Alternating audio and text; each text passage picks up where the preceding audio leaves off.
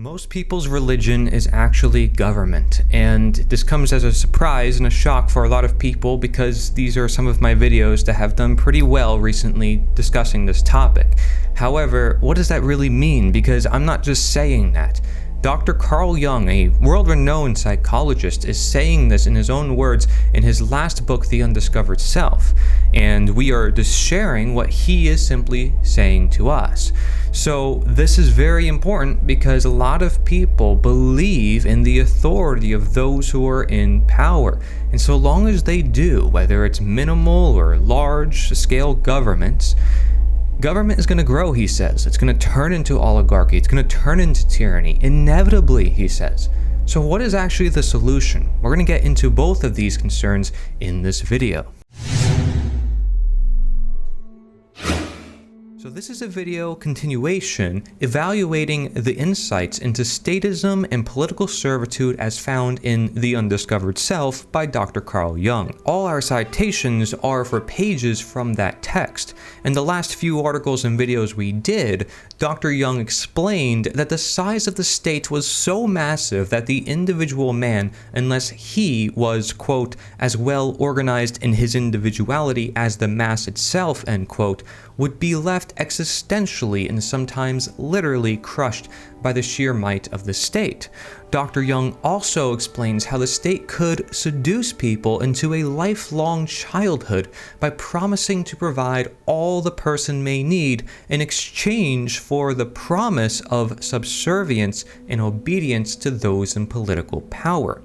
The result of this would be a terrible physical and spiritual slavery. He even says it is state slavery in his own words. And that would reduce individuals to begging for their individual freedom from, quote, his executioners, the spokesmen of the masses, end quote. The politicians in power who have neither a need nor desire to hear voices of those crying for liberty. So arrayed against the state stood the power of religion, with its ability to use mythic symbolism to teach morality and motivate human conduct through channels of influence and power not only separate from the state, but very often at total odds with it. However, true religion requires great effort to study, to meditate upon, and to transform the inner man. And because it is harder and ignorance is easier, many men find themselves lost in darkness, looking for something to give him easy clarity and easy purpose. This is where we pick up with Dr. Jung talking about how our opponents, the politicians who wield the power and institutions of the state, benefit from this attitude to get us to love our chains. Quote, "This is not surprising, since practically all the trump cards are in the hands of our opponents. They can appeal to the big battalions and their crushing power. Politics, science, and technology stand ranged on their side. The imposing arguments of science represent the highest degree of intellectual certainty yet achieved by the mind of man.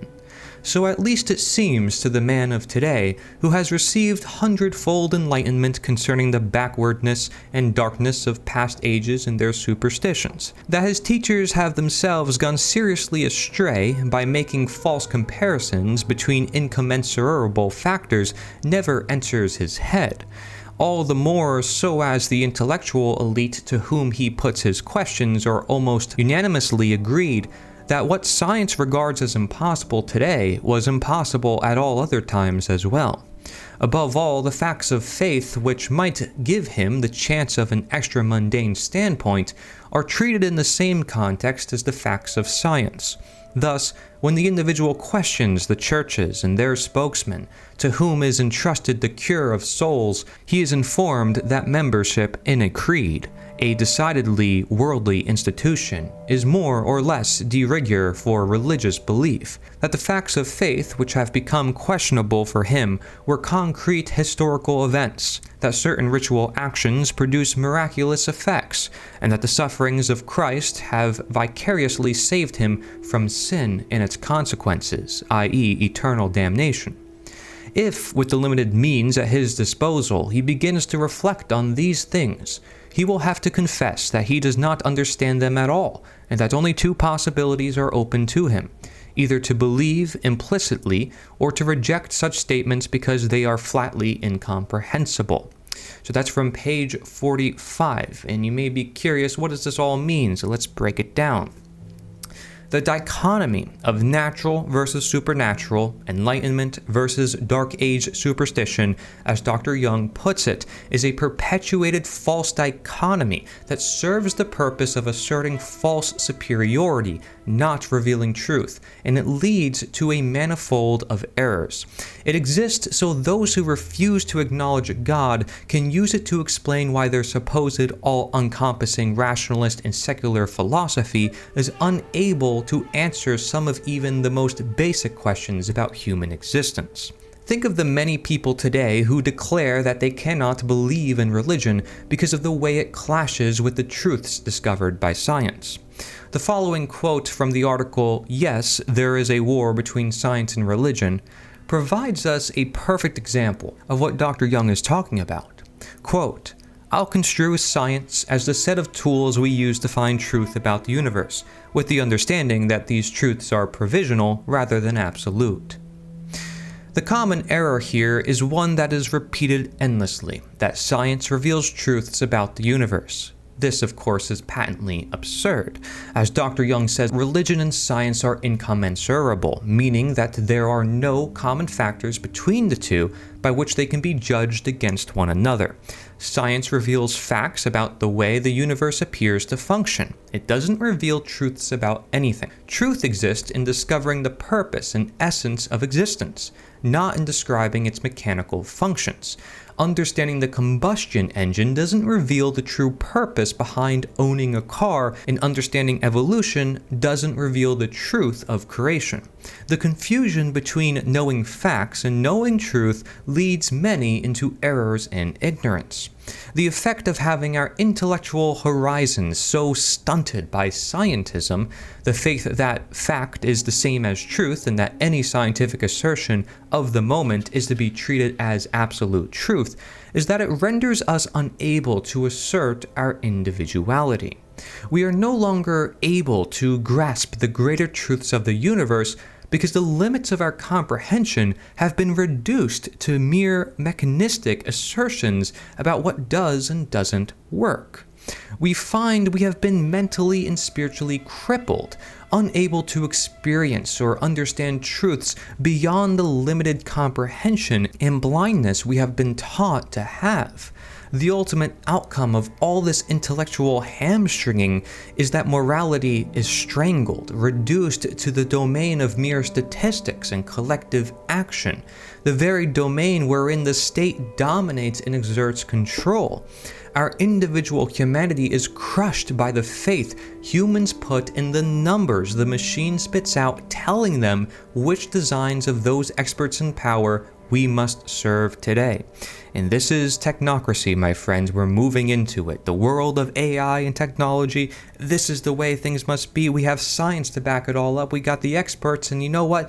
AI is better than any human, so we can just trust a robot now to govern this world. That's what technocracy is. And here's the truth. We can't stay in the past, but we also need to pay attention to what's going on in the future, but we need to look at what's happening in the present. This is where we change our world, our future world. And I often talk about this ever-present, right? Observing natural laws or truths that have always been here, and we have to question what that is, and why is it opposed to such a notion as man's law? Well, think of it. Man's law and everything we create, and a lot of our science is skewed according to our biases and our whims, as Dr. Jung has also noted before. It's all subjective, meaning it's based on the opinions of people. It's not universal, it's not eternal. It is something that is bound, essentially, to fail. Whereas something that we can call natural law or truth or morality should be something that can be applied everywhere as a sort of a principle that is universal and eternal and doesn't have that subjectivity to it. That's at least the goal, right, of truth, if we say it's something that we should follow, something that can't be broken, something that needs to be followed, okay? So there's a big difference between a need and a want, and many people may want things in the world. It doesn't mean it's actually what we need. And so we got to get clear on what we actually need in this world. And very often, what you need is what you will find out you want when you get past the deception, the illusion that what you actually don't need is something you don't actually want. Okay, so if you don't understand that, let me give you an example. Statism, we mentioned in the very beginning of this video. This is the belief system that's holding humanity back, that pushes us into collectivism and the religion of government, which is the religion that is violent. And therefore, all the religions that have committed violence in history, they all use the state to their benefit. It's the state that gives them the ability to use violence because every law is backed by violence. So is it really the religion's fault or is it the government? And is it really the government's fault or is it people's belief in government? Because what is the government but a bunch of people and a bunch of magical pieces of paper and suits and ties and positions and identities? Are these things actually truthful in reality? Well, I'm going to put some questions on the screen for you. I want you to sit down and think about it for yourself. We also have a very in-depth quiz that you can find, and you can also send us your article. I'll turn to a video for you. Go to theliberator.us. That's theliberator.us. The secret of change is to focus all of your energy not on fighting the old, but on building the new. Let's get food force going. Let's get these alternative solutions going, and we can show the better world that is absolutely possible. And we can do that with religions. We can do that with personal testimonies. We can do that with everybody's opinions, but simply not imposed on others with violence. Thank you for watching.